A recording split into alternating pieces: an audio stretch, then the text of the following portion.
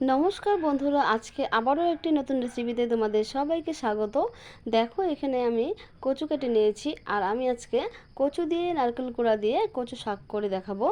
আর এখানে দেখো, কচু এরকম করে টুকরো টুকরো করে কেটে নিয়েছি। এখন ধুয়ে নিয়ে এখন আমি প্রেসার কুকারে একটু সিটি দিয়ে নেব। আর এদিকে আমি নারকেলটাকে কুড়িয়ে নিয়েছি। নারকেল কুড়াও আমার হয়ে গেছে। আর যা দেব তার মধ্যে রয়েছে দুটো শুকনো লঙ্কা, কাঁচা লঙ্কা, রয়েছে রসুন, কালো জিরে আর হলুদ।